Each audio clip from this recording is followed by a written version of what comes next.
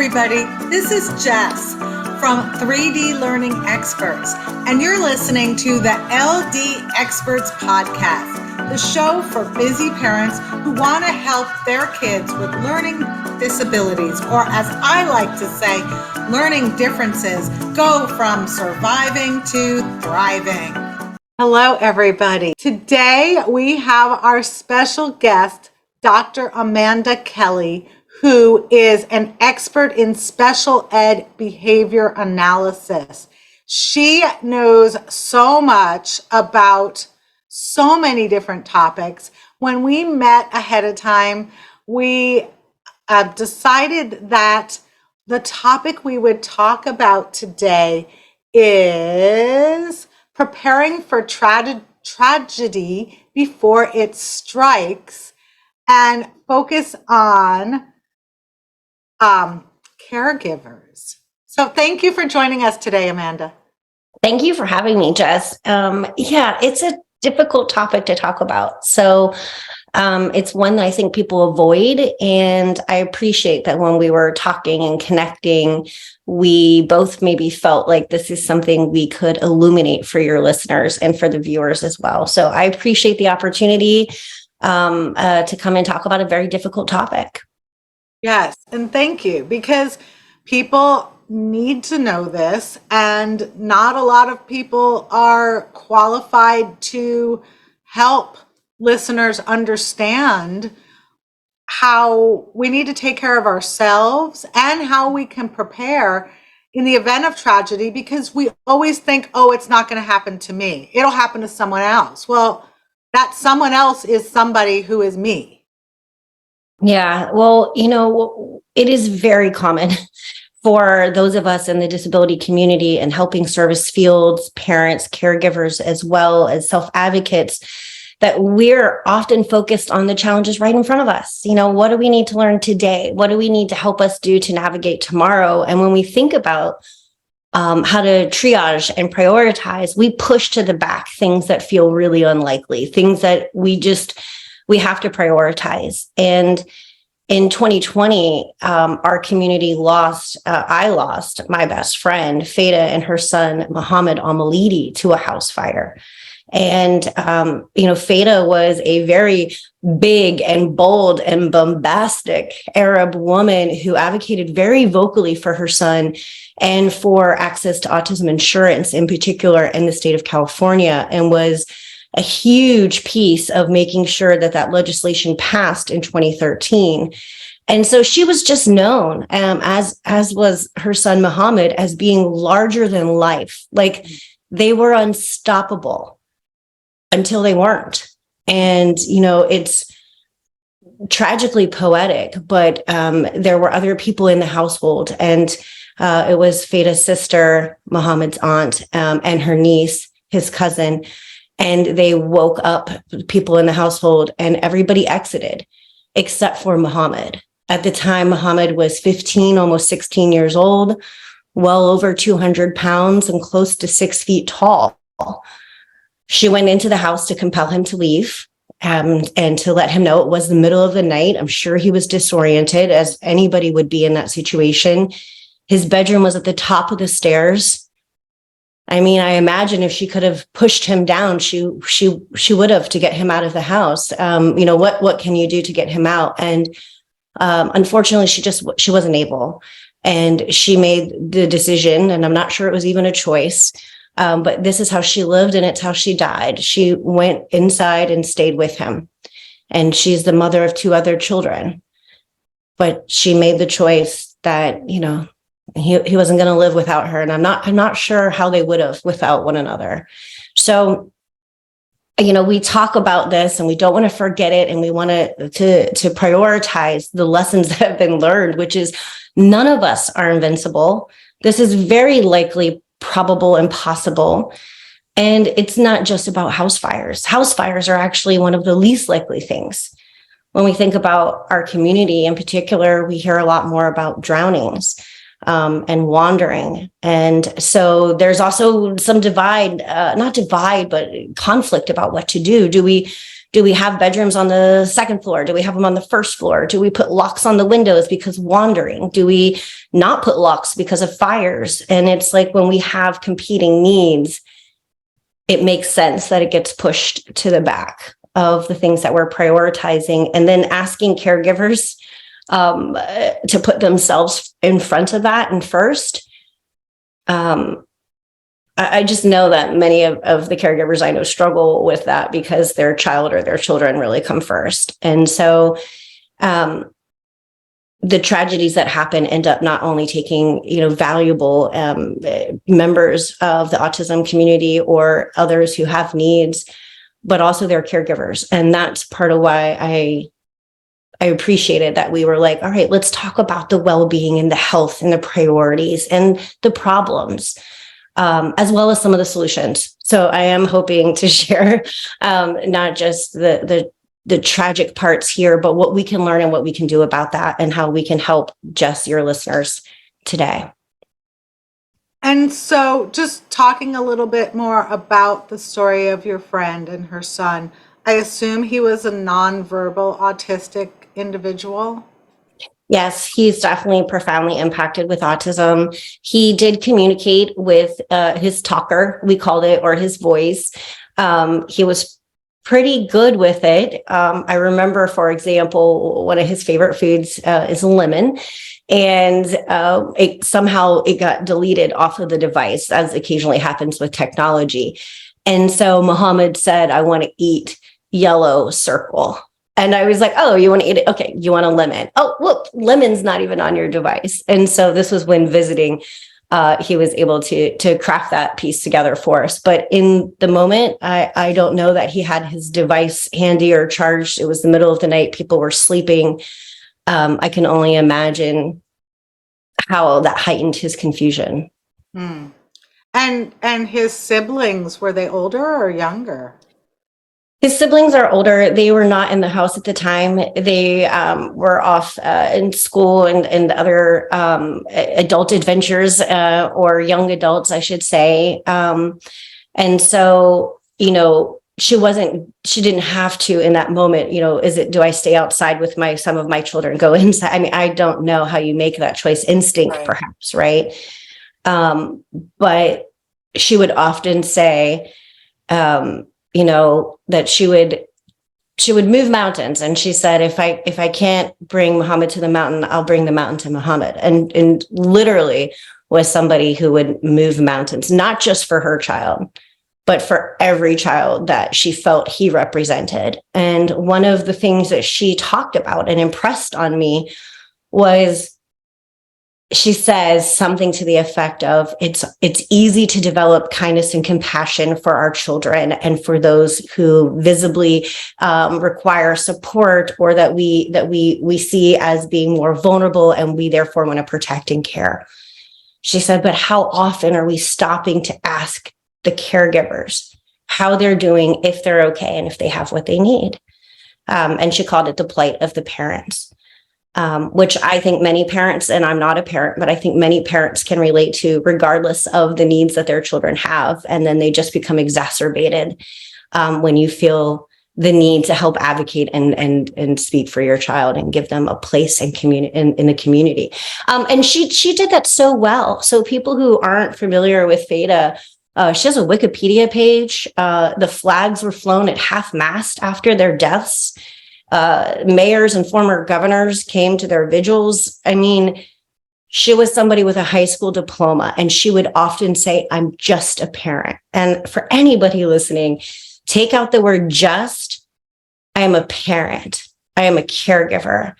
That is incredibly valuable, and what a beautiful responsibility to have. And I think, had she been able to see the response to the love and the light that she brought into the world, and Muhammad brought,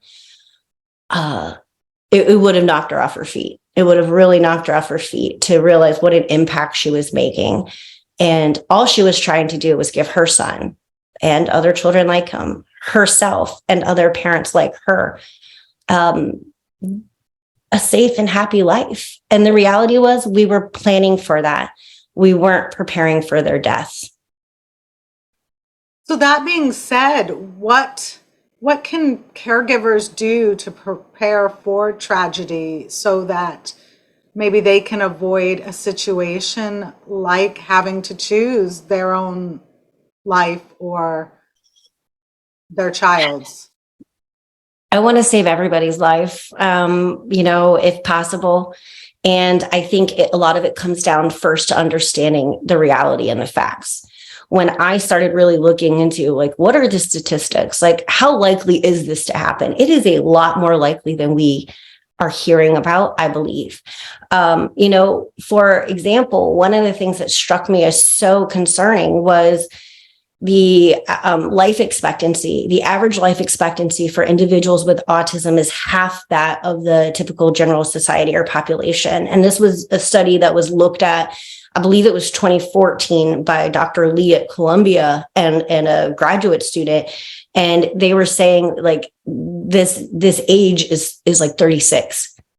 Now, is that for nonverbal autistic people or all autistic? It really was a combination. And what they talked about, and I appreciate you asking that. And of course, because I don't want to scare parents whose, no, kids have a much longer life expectancy. Like my oldest child they're going to be 30 this year.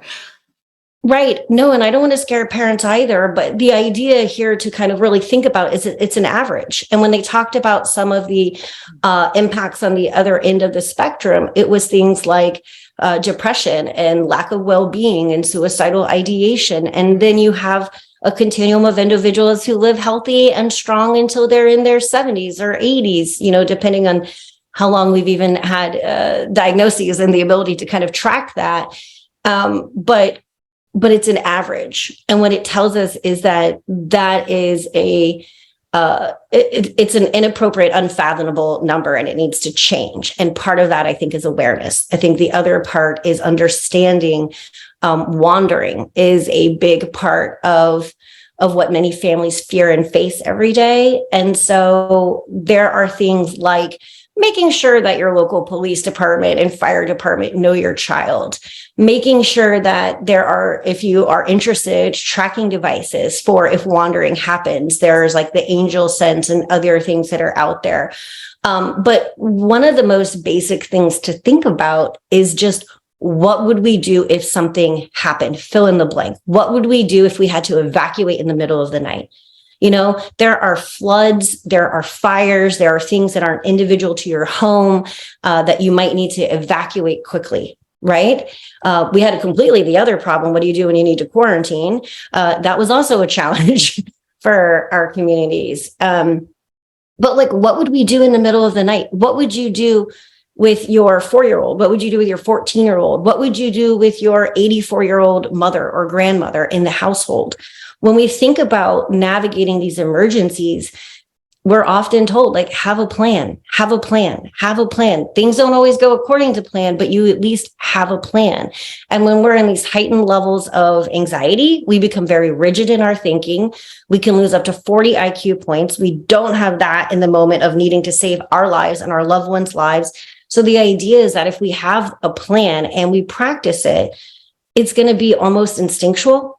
And therefore, the panic can kind of set in once we're outside. And so what that means for families is many of our families have treatment teams. They have educators who are working with their children. They have speech and language pathologists or occupational therapists or behavior analysts or psychologists. Talk to your treatment team. Ask them how they can help you. Ask them what you should be looking out for. Ask them to help you write down a plan. Ask them to help you walk through it in your household if you have the ability to do that.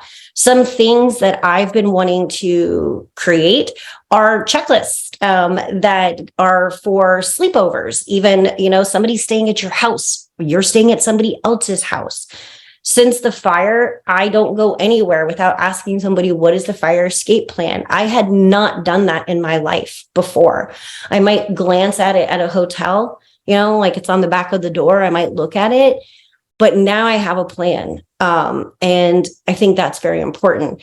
I mentioned some checklists. There are checklists, and I want to shout out the September 26th project, which is what what came out of their deaths and the tragedy. It was a place for us to start saying, where do we put information? How do we develop checklists? Where can we gather experts?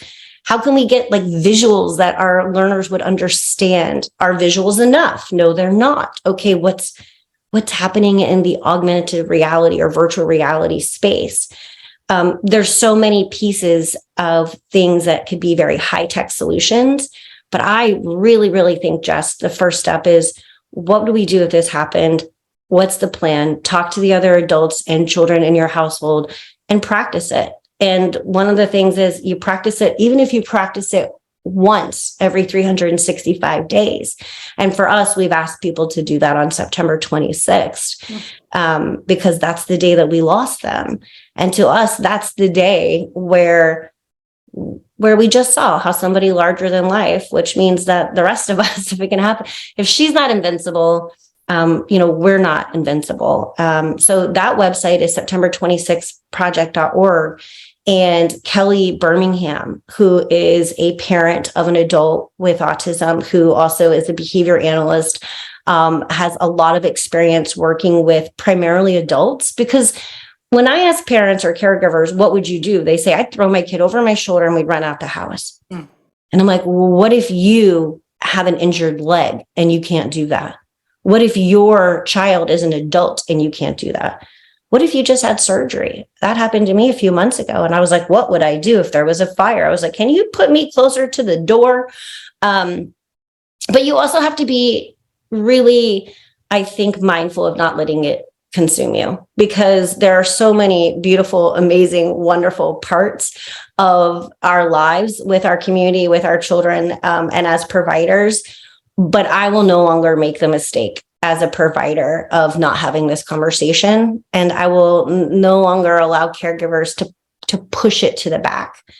And I think it's scary, but that really is the first step. Well, I'm glad you mentioned not to live in fear, because we have to find a balance, right? We don't want to spend every day worrying about something happening, because then it's going to happen, because that's all we're focused on.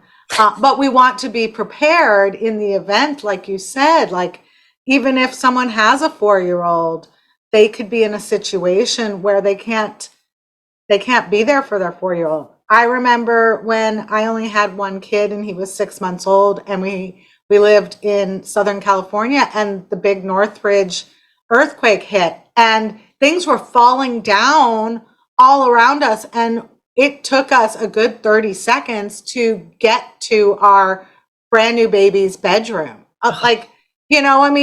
Something more intense could happen where you can't even get to your child. Like, what if the fire is in between your room and your child's room? Or what if there's an earthquake and you're on the fault line and everything falls down and you can't get to your child?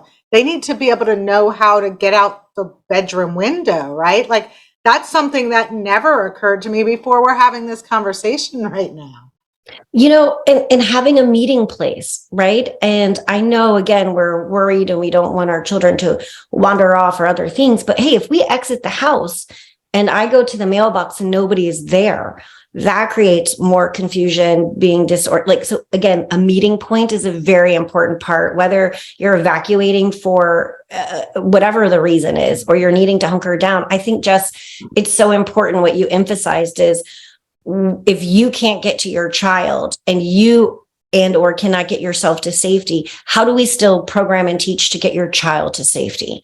How do we make it so that everybody has the best chance of survival? And, through these conversations that I've been having with other, people just out there in the world who are interested in caring, I am learning about, dissertation projects where people are saying, okay, this is what we were doing. And we were teaching, autistic individuals or individuals who might have not otherwise attend to salient stimuli in the environment, like may put their hands over their ears with an alarm versus like exit the building with their hands over their ears if they need to, but it's building those pieces in.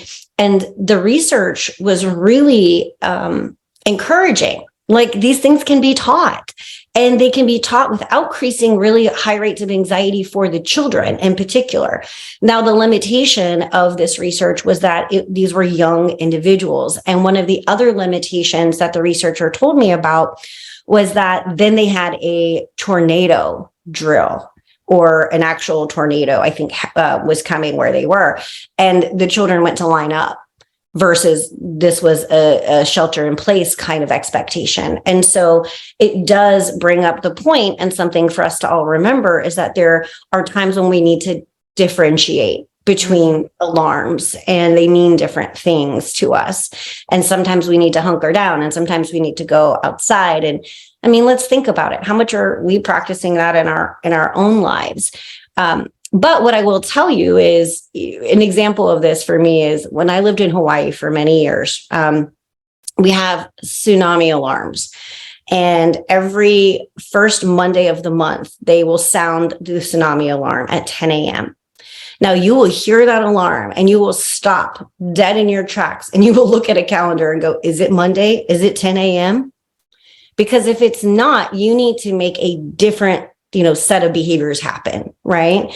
And so there was like one time where it went off and it wasn't a Monday at 10, and we were all like just froze. And then there was immediately an announcement on our phones, like, this was an error, sorry. And so like we all got that message. However, I also lived in Hawaii when there was the no missile crisis, where we all got an alert on our phone saying you have 10 minutes to live. So life is predictable and anxiety provoking. But to bring us back to the other piece of like living life and enjoying life, and why I share about my friend Feda is because nobody seemed to enjoy and live the life to the fullest extent as she did and created for her son. So she would make sure that her son, who had significantly, several challenges to navigate around, would always need an adult with him, sometimes two adults. But he went to Disneyland, and he went snorkeling, and he went to a prom, and he did all of the things that every other child should have access to. And it is just because of how vibrant and wonderful in many ways his life was, that it felt so heavy and hard the way that it hit. And of course, tragedy sucks. But it's not exclusive to our community. It could happen, as you mentioned, to anybody really at any time. It's having these robust lives that we're living, and making sure that we are connecting with each other. Because as I was just mentioning, people are working on research, and we're like, okay, great. Now we learned we have to differentiate those sounds and make sure as we're teaching it really clearly to begin with. But as I mentioned, we did compile, and Kelly Birmingham really put together some of these checklists that start to get us just thinking. And these are self checklists. So you don't need a provider. You don't need expertise. You don't need a fancy degree. You can be like, oh yeah, we have that. We don't have that. And it might for you also make you think, here's another thing we need to do. Or maybe you're mostly thinking of these things, or just for you and your family after that incident, you're like, okay, now we're thinking of that for moving forward in our future. Families will say to me about where they're placing their child's bedroom in relation to theirs may have shifted because they're now trying to think about multiple ways to keep people safe. And I think for me, the part that's really hard is like, do we practice this with our children? On one hand, yes, we want routine, we want that automation, and we want to be able to say like, okay, when we're feeling high anxiety, we can just do that instinctual, like follow the plan. But on the flip side of things, you mentioned like most of the time, this is really unlikely. And as we were discussing, there's so many other things to teach. And also putting somebody in a highly anxiety provoking situation just for practice, it feels sometimes like, is that the right thing to do? So I don't have all the answers, but I am so excited that you and your listeners and others are interested in the conversation. Well, when you were talking right now, it made me think about all the different places that I've lived, or like Hawaii. I had a student that I met with online, and he was on the spectrum at the time of that you have 10 minutes to live warning. And his mother must have handled the situation very well because he was very calm about it, although he still talked about it with me, right? So he was like, we don't know what's going on. His parents were military.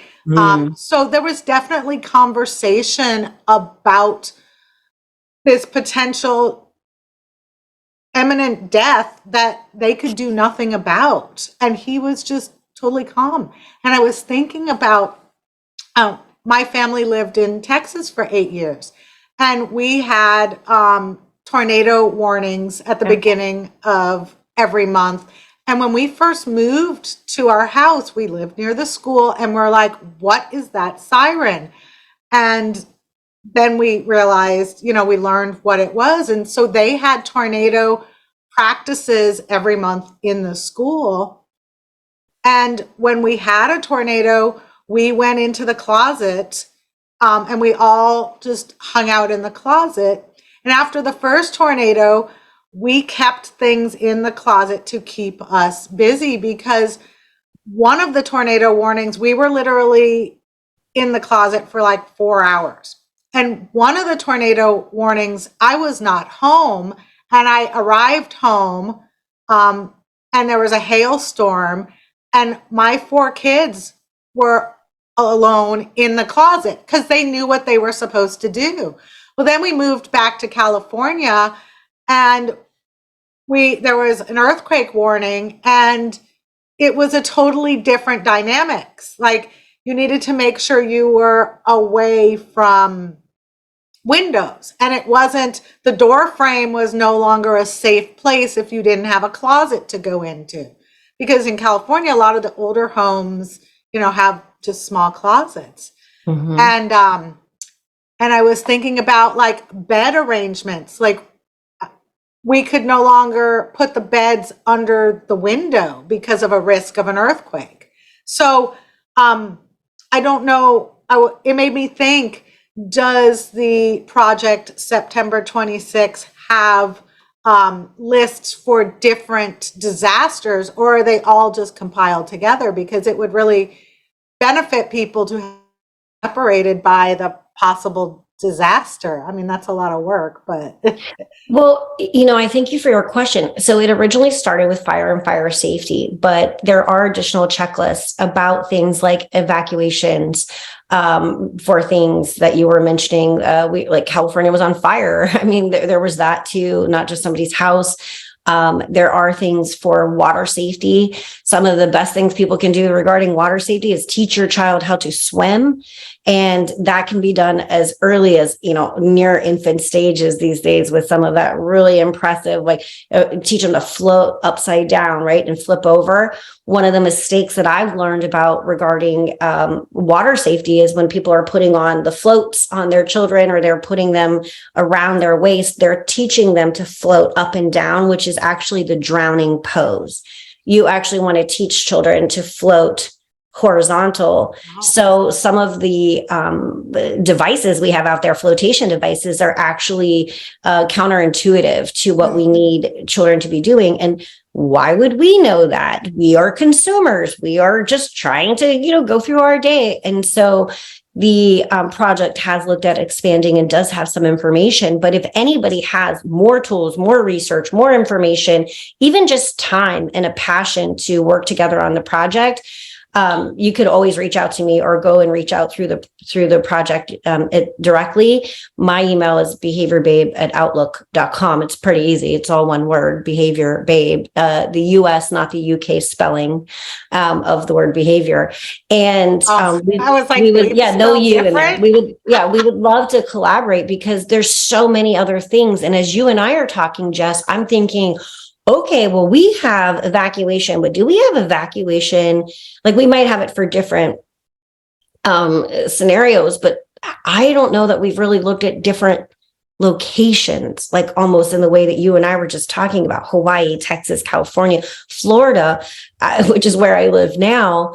As you were mentioning that you have things in your closet, I still have a bed in my closet, because last year, my mom convinced me that the trees in the backyard were going to sharpen to like pencil point tips and just come flying through my window. So during the hurricane, I went into the closet. I have an inflatable bed. I put stuff in there for my dog. But bringing this back to our, your listeners and our community, that's an incredible, important strategy. Have things that will occupy your time and your child's time. That might mean batteries, of course, flashlights, foods, favorite foods. Those are things that you can do to prep. I actually went into my closet shelf the other day and was like, oh, there's all the snacks that we had put in here months and months ago. And so it's important to keep this something that's on our mind, but don't let it be at the front of your mind every single day, but don't push it to the back so far that we never think about it. So again, I think that's really my message. And that really tends to be kind of, have those robust, engaging, exciting lives, get the resources you need, work with us and others to get the resources and change the laws that need to be changed. But just realize as caregivers and parents, you actually possess a lot of the power. And that is by keeping it on your mind, but not too present that it impacts your daily life. Thank you so much for sharing your wisdom about protection and safety and planning ahead, because as we've talked about, that's just not something we necessarily do, and it's important to do.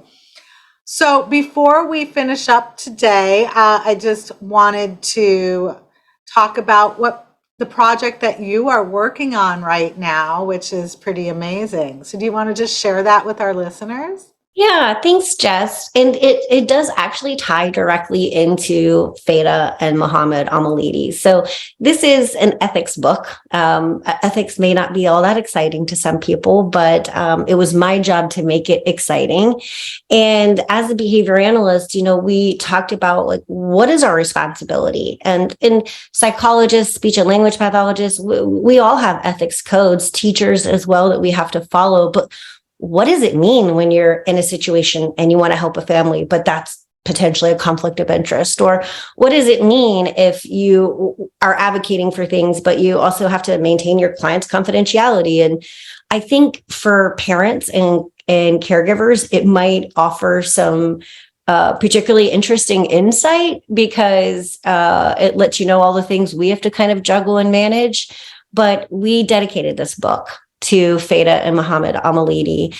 And it was a call to action to individuals and analysts in particular. And it says, in our actions, may their memories live on, because it's not enough to talk about change. It's important for all of us to collectively work together to make these stories less and less frequent, and to create these wonderful, robust lives outcomes that we can get. So the book is called Back to Basics, Ethics for Behavior Analysts. I think sometimes we've overcomplicated these conversations.